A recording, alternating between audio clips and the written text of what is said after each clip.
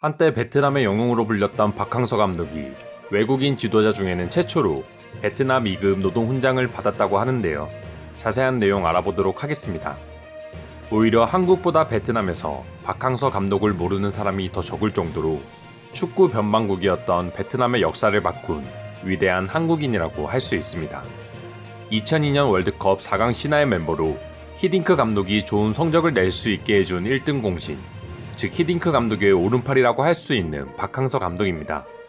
작년까지만 하더라도 베트남은 박항서 감독이 5가지 기적을 일으켰다며 거의 신급화하는 모습을 보여주었습니다.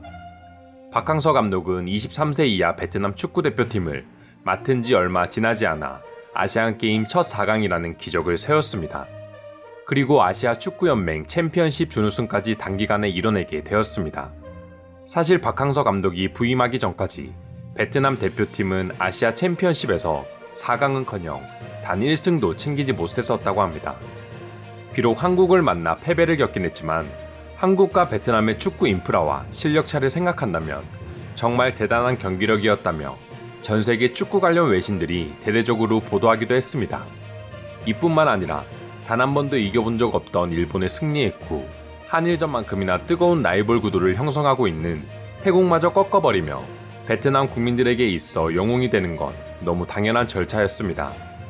하지만 전염병이 발병하자 베트남 언론사와 여론이 박항서 감독을 대하는 태도는 사태 초기 한국 국민들과 정부에 대했던 상황과 전혀 다를 바가 없었습니다. 전염병으로 인해 모든 스포츠가 중단되고 관계자들이 힘들어하고 있으니 박항서 감독이 자진해서 연봉을 삭감해야 된다고 보도하기 시작한 것입니다. 그러나 중에 또 베트남 정부는 외국인 스포츠 지도자 중에서는 최초로 2급 노동 훈장을 수여하기로 했습니다.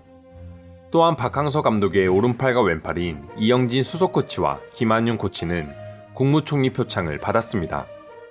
박항서 감독은 지난 2018년 1월 3급 노동 훈장을 받은 경험이 있습니다. 그리고 이번에는 2급 노동 훈장까지 받게 된 것이죠. 박항서 감독이 행한 업적만 보더라도 이런 훈장을 받는 건 전혀 이상하지 않습니다. 단순히 베트남 축구 대표팀 성적을 올렸을 뿐만 아니라 현금 기부와 재능 기부 등 베트남 국민들과 축구 인프라를 위해서도 자선 활동을 꾸준히 하고 있기 때문입니다. 그런데도 불구하고 언론사에서 박항서 감독의 연봉 삭감 문제가 나오는 건 정말 아이러니하다고 밖에 말할 수 없습니다. 그리고 더 충격적인 건 연봉 삭감을 적극 강조하는 베트남 언론사들이 박항서 감독의 기부와 같은 선행을 모르는 것도 아니라는 점입니다. 베트남 현지 매체인 베트남넷은 박항서 감독의 연봉 삭감 왜 할 수 없나라는 제목의 기사를 써서 내보낸 적이 있습니다. 박항서 감독은 베트남 축구를 이끌며 훌륭한 성과를 거뒀으며 자선 활동에도 참가해 많은 사람으로부터 존경을 받았다고 말하며 글을 써내려가기 시작했습니다. 그러면서 최근에는 전염병과 관련된 방역기금 5,000달러를 기부한 것도 같이 보도했습니다.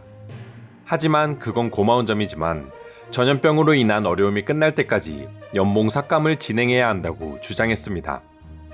그 이유는 박항서 감독이 베트남을 통해 돈과 명예를 얻었고 제2의 고향과 다름없기 때문에 더 많은 책임을 질 필요가 있다는 것입니다. 자신들이 박항서 감독을 통해 느꼈던 몇십 년만의 즐거움은 뒤로한 채 박항서 감독이 그만큼 얻어간 게 많으니 연봉을 줄여 책임을 지라는 주장은 정말 어처구니가 없는 수준입니다.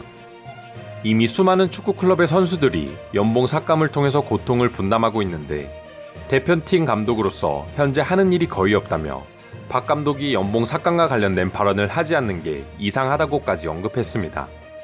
그러면서 현재 태국 축구대표팀을 맡고 있는 일본인 감독 니시오 아키라를 예로 들며 연봉 50% 삭감이라는 태국 축구협회의 요청을 일본인 감독도 받아들였다며 박항서 감독도 스스로 연봉 삭감 제의를 할 필요가 있다고 전했습니다.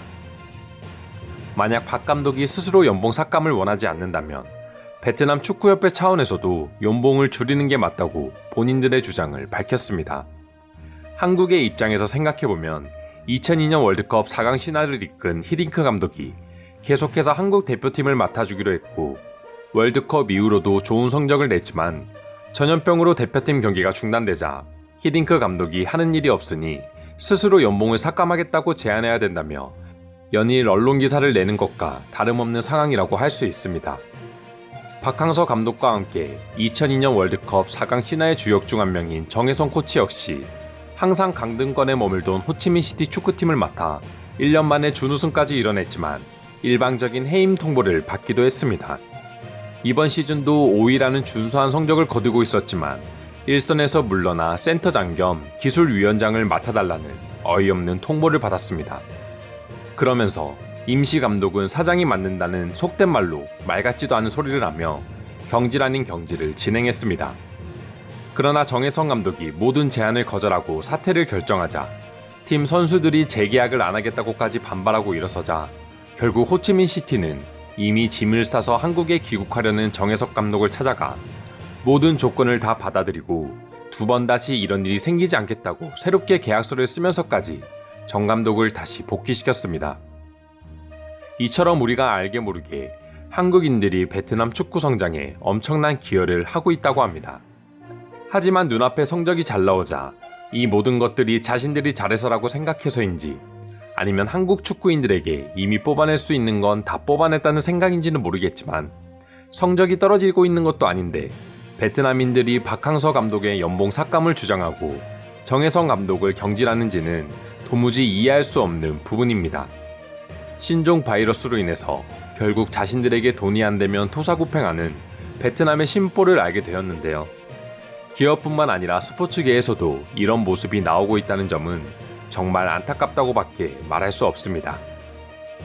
정혜성 감독을 경질할 당시 시즌 중에 감독을 경질할 시 일반적으로 자녀 연봉을 모두 지급하는 계약과는 다르게 3개월치만 주겠다고 황당한 제안을 했다는 점만 보더라도 어느 정도 베트남 기업들의 마인드를 이해할 수 있습니다.